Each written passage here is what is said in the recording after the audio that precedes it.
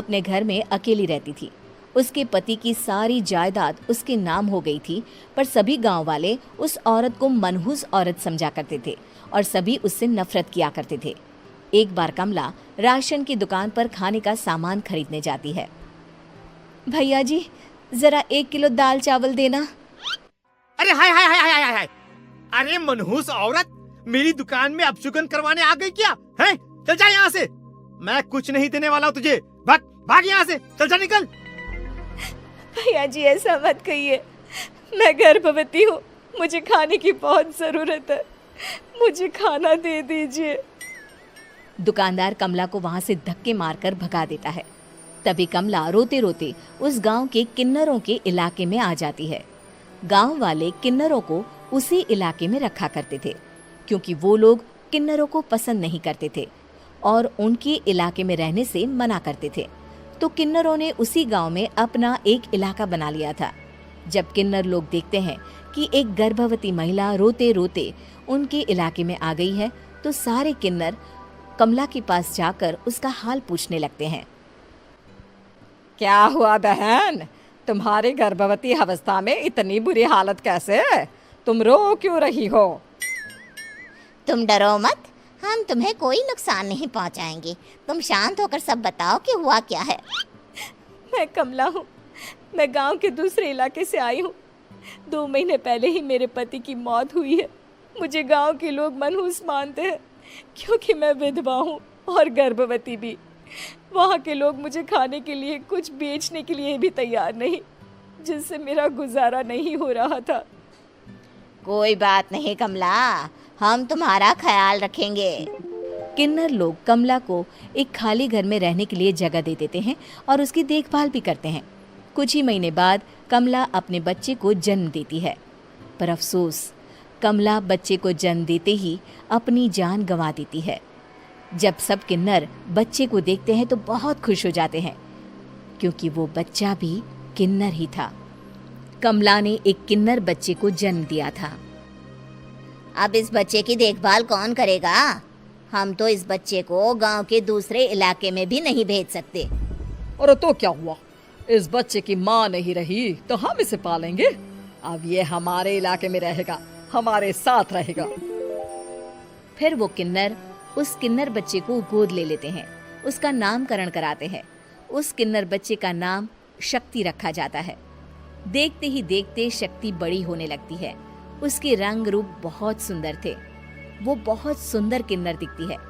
एक दिन शक्ति एक किन्नर से पूछती है, माँ जी सुनिए ना, ये गांव के दूसरे इलाके में भी तो लोग रहते हैं, तो हम वहाँ क्यों नहीं जाते? हम उनसे अलग क्यों रहते हैं? शक्ति, क्योंकि वो लोग हमारे जैसे नहीं, वो लोग हमें पसंद नहीं करते, इसीलिए हम उनसे अलग रहते हैं। क्यों? वो हमें क्यों पसंद नहीं करते? मुझे एक बार उस इलाके में जाना है, मैं एक बार वहाँ जाकर घूम कर आऊँ। शक्ति, खबरदार, जो तू उस इलाके में कभी भी गई तो अपनी जान नहीं गंवाना चाहती तो उस इलाके में कभी कदम भी नहीं रखेगी, समझी? इतना कहकर वो किन्नर वहाँ से चली जाती है। शक्ति उस किन्नर की बात सुनकर बहुत रोती है। माँ जी, ऐसा कैसे कह सकती हैं? उन्होंने इतनी सी बात के लिए मुझे इतना डांटा। अब तो मैं उस इलाके में ज़रूर जाऊंगी। फिर एक दिन शक्ति गांव के दूसरे इलाके में चुपके से जाती है। ये लोग तो हमारे जैसे ही इंसान हैं, तो ये हमसे नफरत क्यों करते हैं? जब शक्ति उस इलाके में पहुंचती है तो गांव के सारे आदमी उसके रूप से मोहित हो जाते हैं। वो लोग ये अंदाज़ा नहीं लगा पाते कि वो किन्नर है। शक्ति की सुंदरता देखकर सारे गांव वाले उसकी तारीफ करने लगते हैं। तभी गांव का चक्कर लगाने गांव के जमींदार का बेटा हर्ष वहां पहुंचता है। हर्ष भी दिखने में बहुत सुंदर होता है। जब हर्ष ने शक्ति को देखा तो वो भी उससे मोहित हो गया, और जब शक्ति की नज़र हर्ष पर पड़ी तो वो हर्ष को देखकर मोहित हो गई। आपको पहले कभी इस गांव में देखा नहीं। इस गांव में आप नए हैं क्या? जी नहीं, वो मैं बस। तभी शक्ति बोलते बोलते रुक जाती है और मन में सोचने लगती है, अगर मैंने इनको बता दिया कि मैं दूसरे इलाके से आई हूँ तो वो समझ जाएंगे कि मैं किन्नर हूँ, इसलिए मुझे इनसे झूठ ही बोलना पड़ेगा। शक्ति हर्ष को कहती है, जी हाँ, मैं इस गांव में नई आई हूँ, यहाँ अकेली रहती हूँ। वैसे आप कौन है? आप भी इसी गांव में रहते हैं? जी हाँ, मैं इस गांव के जमींदार का बेटा हूँ। आपको किसी भी चीज की जरूरत पड़े तो आप मुझे बता देना, मुझे अच्छा लगेगा। ऐसे ही शक्ति और हर्ष एक दूसरे से रोज मिलने लगते। वो दोनों अपने प्यार का इजहार करने एक दूसरे से मिलने जाते हैं। तभी शक्ति का पीछा करते करते एक किन्नर वहां आ जाती है। शक्ति, शक्ति, मैं तुमसे बहुत प्यार करता हूँ। मैं तुमसे शादी करना चाहता हूँ। क्या तुम मुझसे शादी करोगी? हाँ हर्ष, मैं तुमसे शादी करूंगी, पर मैं तुमको अपने बारे में एक सच्चाई बताना चाहती हूँ जो मैंने तुमसे छुपा कर रखी है। तभी उनके बीच में ही वो किन्नर आ जाती है। शक्ति, तेरी हिम्मत कैसे हुई ऐसा करने की? वो किन्नर शक्ति को खींचकर गांव के जमींदार के पास ले जाती है। हर्ष भी वहां शक्ति को बचाने के लिए पहुंच जाता है। जमींदार शक्ति और हर्ष के प्यार के बारे में सुनकर गुस्से में आ जाता है और शक्ति को गांव के बाहर निकालने की सजा देता है। शक्ति ये बात सहन नहीं कर पाती और कुएं में कूदकर अपनी जान दे देती है।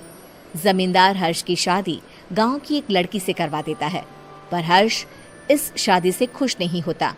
शक्ति अपना बदला लेने के लिए मरने के बाद किन्नर चुड़ैल बन जाती है। अब मैं इन गांव वालों को नहीं छोड़ूंगी, अब इनसे मैं अपने प्यार का बदला लूंगी। किन्नर चुड़ैल गांव वालों को परेशान करना शुरू कर देती है। एक बार वो रात को गांव के खेतों में पहुंच जाती है और वहां आग लगा देती है। सारी फसल जल के राख हो जाती है।